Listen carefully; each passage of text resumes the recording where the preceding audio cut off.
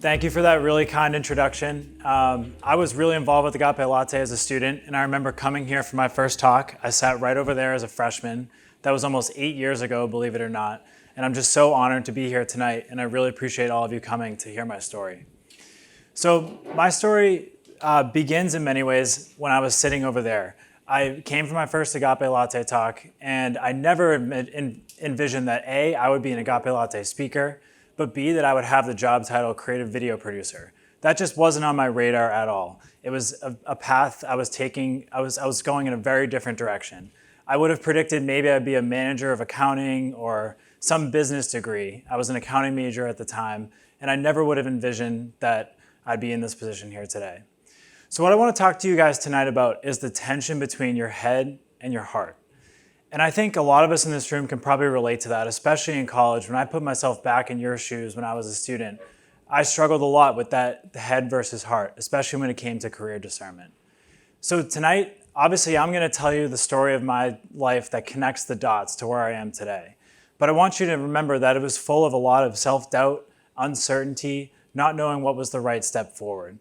But through discernment and through paying attention to certain experiences, mentors, friends, that really helped me to find my own way. So I want to start with my first story, and it was the first video I ever made here at Boston College. So it was a September, a beautiful day. It was the second week of school, and I got a text from a friend named Megan, and she invited me to come to the first Agape Latte meeting of the year, where we're brainstorming how to advertise for Espresso Your Faith Week. So a lot of you might be familiar, probably attended some of the events this year. It's a week with 30 different events that help you celebrate your faith and be a part of the BC community. So I remember I was sitting around this round table on College Road with a lot of friends and peers, and we were brainstorming ways to advertise and get people to come to the events. So I remember on a whim, for some reason, I think I was inspired by the BC Happy video that had come out the year before. I said, what if we made a music video here at BC? Would that be a great way to promote the program?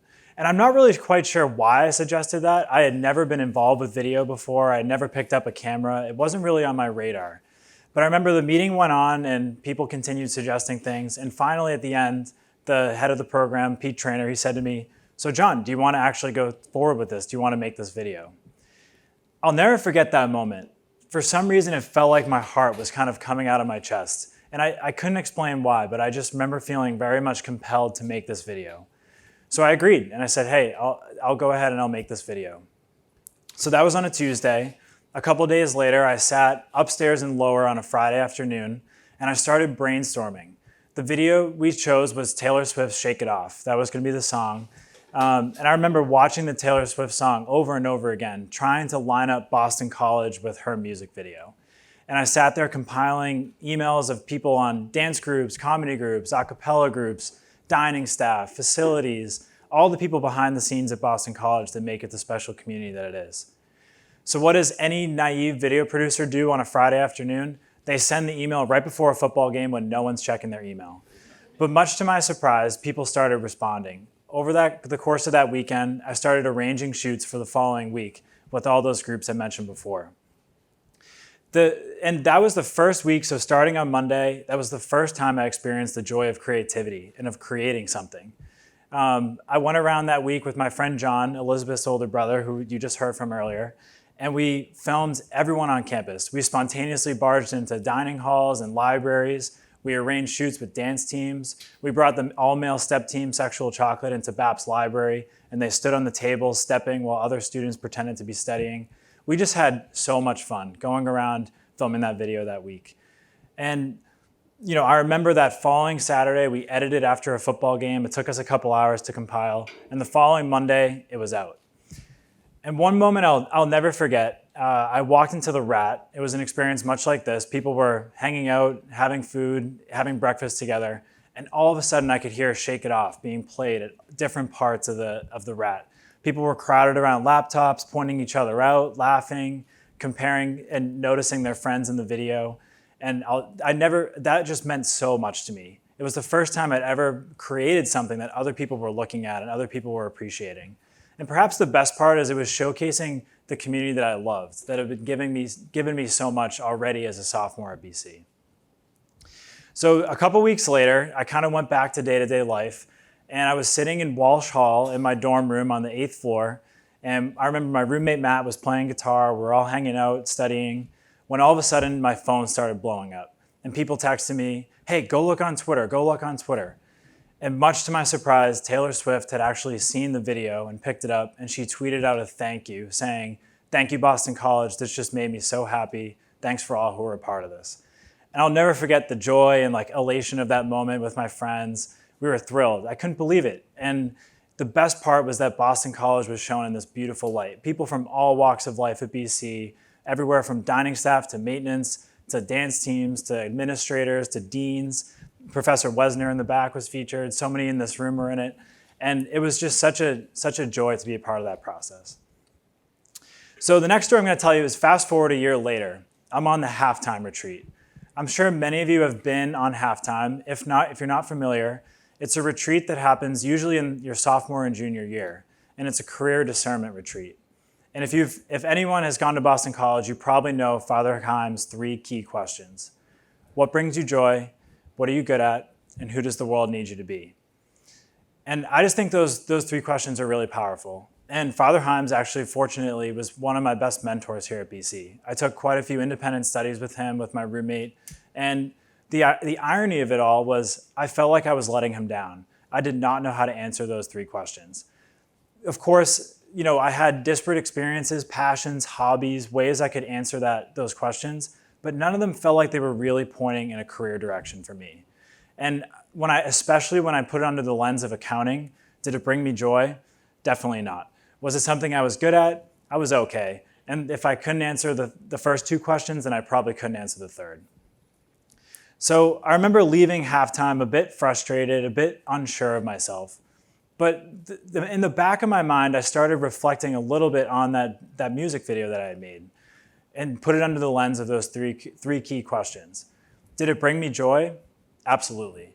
Was I good at it? I wasn't sure. We had had some success, but that didn't necessarily mean I could be sustainably good at video. And honestly, my friend John was the one who knew all the cinematography and the editing, and it wasn't something that I had a lot of experience with.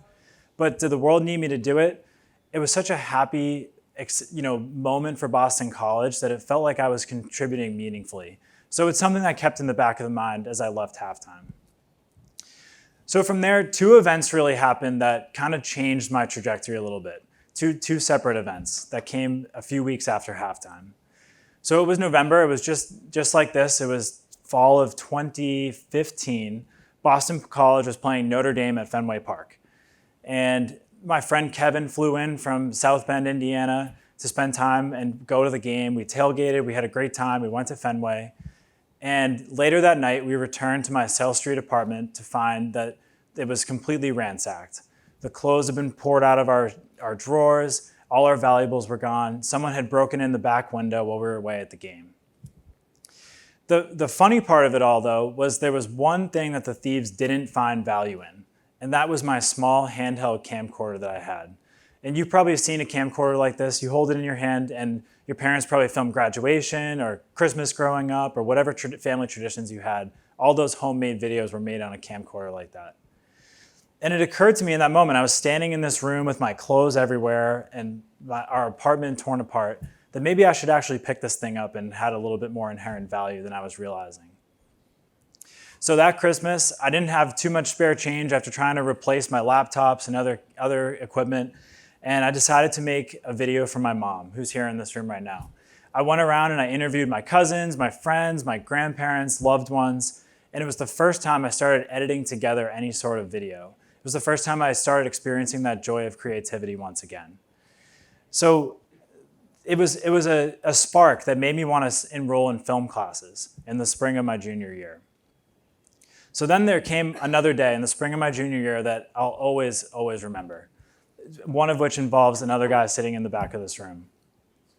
So I was kind of pouring my heart into these intro to film classes when I really should have been focusing on accounting, because I should have mentioned earlier that at that time I had an internship lined up with Ernst & Young, which is one of the big 4 accounting firms. And the really great opportunity that's in front of you if you're at one of those jobs is you can probably predict where you're going to be 5 years down the road. I could probably tell you my job title, my salary, the kind of lifestyle I would have had. And if I had just kept my nose on the ball and done well in those classes, performed well in the internship, I would have a wealth of opportunities in front of me. But here I was staying up late, doing basic continuity editing assignments, learning how to expose a camera, and I was so excited by filmmaking all of a sudden. So I remember there was one day I'd crammed for a Fast 2 quiz. Anyone here in Fast 2? It's a really difficult accounting class, and I was woefully unprepared. So I went in, my professor Diane Feldman took the quiz, did not do so hot. So Diane said to me, "Hey John, why don't you come up to my office in Fulton, let's talk." So I remember I went up to the 5th floor of Fulton, she sat me down and she looked at me very bluntly and she just said, "John, I think you need to have a come to Jesus moment. You have this passion for video. I hear about it all the time. Professors have told me that you've made a lot of videos around campus. Why do you feel the need to fit a square peg in a round hole? I see a lot of accounting students and they actually have a passion for it. I know you're a relatively smart guy, but maybe this isn't for you. Maybe this isn't what you're called to do." So I remember being pretty floored that this professor who sends so many kids on to the Big Four and other similar firms to be successful, to provide for their families, she's telling me maybe this isn't for me. I should consider following my passion. So I remember up on the 5th floor of Fulton, there's this staircase that kind of leads to nowhere. It must be like a boiler room or an electrical room or something. And I sat there for a good 30 minutes, just looking out over the quad through this stained glass window. And I remember thinking that maybe I should really heed her advice. But what really put me over the edge was a little bit later that day. I was in Fulton once again for a class. It was about 4:30 to 7 o'clock class. And I was on the 4th floor, which is where the office of Tom Wesner is. So for those of you who don't know Professor Wesner, I'm going to embarrass him when he's in this room. He's one of the more charismatic, intelligent, kind professors here at Boston College. And people really seek his mentorship. Normally, if you went in around noon or 1, there was not a chance you'd have time with Professor Wesner, not because he didn't want to give it to you, because there was just a long line of students waiting to see him. But that night, I caught him as he was packing up and heading home. And I walked in and it kind of felt like a movie scene. It felt like Good Will Hunting or Dead Poet Society. There was sun coming through the back windows, books were everywhere, this beautiful picture of Abraham Lincoln, this huge mural that Tom Wesner has in his room is looming over our heads. And I sat down and I talked with him for about 30, 40 minutes. And I told him about what Professor Feldman had said to me earlier that day. And he looked at me square in the eye and he said the same thing. "John, when are you going to give up this accounting crap and go do what you love?" So 2 people had given me this slap that I really needed. And I have to share with you the quote that Professor Wesner sent to me the next day. This is really, I think, the crux of what I want to share with you tonight. But I'm going to comment on it a little bit later on. But I want to share the quote with you now because I really found so much inspiration from it. It's by William Hutchinson Murray. "Until one is committed, there is hesitancy, the chance to draw back. Concerning all acts of initiative and creation, there is one elementary truth. The moment one definitely commits oneself, then providence moves too. All sorts of things occur to help one that would never otherwise have occurred. A whole stream of events issues from that decision, raising in one's favor all manner of unforeseen incidents and meetings and material assistance which no man could have dreamt would come his way. Whatever you do or dream you can do, begin it. Boldness has genius, power, and magic in it. Nothing happens until you decide." And one more time, that key phrase, the moment that one definitely commits oneself, then providence moves too. So I didn't quit accounting on that day, despite hearing from these 2 mentors. I continued forward, and the rest wasn't history, that I chose video and the rest was over. I had that internship that summer at Ernst & Young. And I remember it was amazing on paper. If you went to this internship and you had a passion for accounting, this is exactly where you wanted to be. It was on the 40th floor of the Hancock Tower. You could look over the whole city. You were working with intelligent, kind BC alums who were savvy with business and had a bright future in front of them. And I genuinely spent that whole summer wishing I liked accounting. I couldn't believe I'm saying that now, but I spent the whole summer wishing I enjoyed it. And it turns out that at the end of your internship, there's this really cool opportunity when you are enrolled in an internship. At the end of the summer, they get interns from all over the country and they fly you down to Walt Disney World. And I think the irony where that's like the mecca of film production and dreams and inspiration for creative work, I was supposed to get on a flight at 2 p.m. one afternoon to fly down to Disney. And at 8 a.m., I was interviewing for an unpaid internship at a marketing agency downtown in Boston called Hill Holiday. And I remember that morning, I was excited to go to Disney, of course. Who doesn't love getting on those rides? But I was just kind of dreading that moment, like, is this the right choice for me? Do I really want to take this job? And I walked into this agency, which was on State Street downtown, a high-rise building, and you can look out the windows and see the Customs Tower, which is that beautiful clock down in Boston. And I got a tour of the agency, and people were in the most creative, like they were dressed down, they were comfortable, they were bouncing tennis balls off the wall, thinking of ideas, they were in maker spaces, there was advertisements everywhere. And it occurred to me like, hey, this might be more of an environment that I want to be in. So a couple weeks later, I started working at Hill Holiday, and I spent 16 hours a week, unpaid, taking the train, going down. I would grab coffee here in Hillside early in the morning and spend 2 days, 8 hours a day at Hill Holiday. And I remember that fall, I just soaked up video as much as I could. I was relentless about learning, teaching myself how to use the camera, how to edit, trying to emulate filmmakers I enjoyed. And it just became this creativity that fall. And I think one thing that really struck me is once I started committing to that quote, I met people that were willing to teach me and willing to work with me. I was at that internship and I was staying afterward with one of the colorists, and he was teaching me color correction, how to edit, how to shoot. And I found people that were willing to work with me and willing to mentor me and give me the opportunities that I really was seeking. And that was, really rewarding. And it felt like I had this passion that no one could take away from. And I was just learning at a rapid rate. Later that fall, who would become perhaps my best mentor, Jack Dunn, approached me. And he had seen one of the recent Agape Latte videos I had done. And he said to me, John, would you ever be interested in working at Boston College? Your mentor, Sean Casey's moving on. He has another path in front of him. Would you ever want to stay here at BC and create the marketing videos that you've been helping out with this semester? So I remember I was floored. I was so excited. I had really had my eye on this job for a long time, but it still gave me pause. I was still torn between my head and the heart because I had to make that decision. I had to commit. And on one hand, again, I had that road mapped out, 5 years down the line, exactly what my job title would be, the opportunities I could give for myself and my future family. And on the other hand, my heart, that was the heartstrings that were pulling at me. This newfound passion that I really loved, but I was very unproven in. I didn't have a ton of background in it. I had studied something else. It was really something I learned on a whim my senior year. So what does any great filmmaker do when they're forced with a decision? They make a film about it and they try and play it out. So I took my senior thesis opportunity to make an autobiographical film. I cast my roommate, John Robert, as myself, and he goes through this journey of, he has a job offer in front of him, and you see that he has this obvious passion for film and creativity in the background. And ultimately, the way I wrote the script was that John Robert, my roommate, takes the job in accounting. He takes the business role. He sits down on the top floor of the Hancock Tower, which I actually got to film in, and he reluctantly takes this job.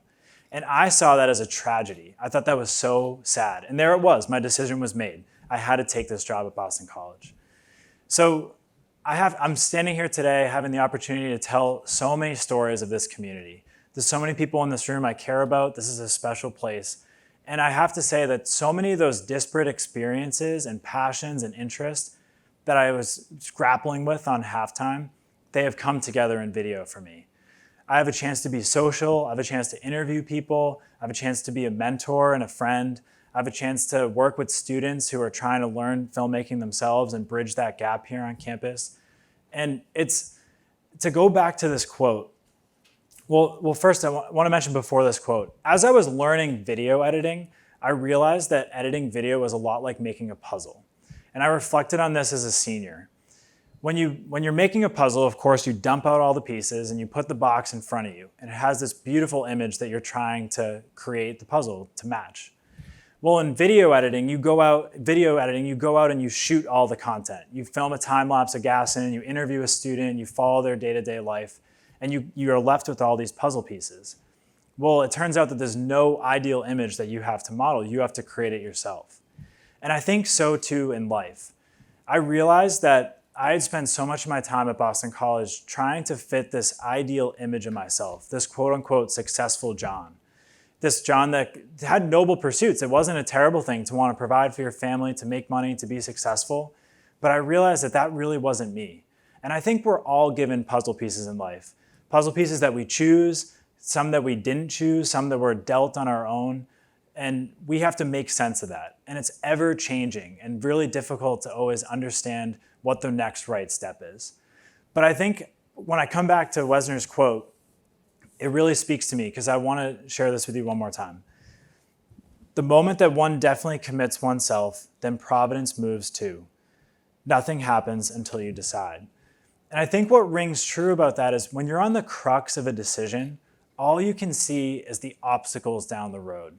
All I could see was the reasons I wasn't going to be that good at film, that I couldn't make a living in it, that accounting had the stability that I really needed to pursue. All I could see was the obstacles.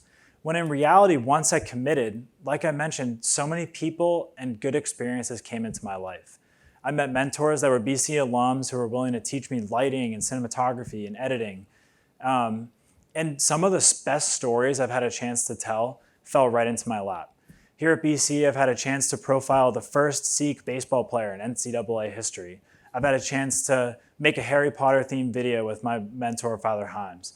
I've had a chance to make dance videos with some people in this room, dance teams, talented people around campus, and it's brought me so much joy.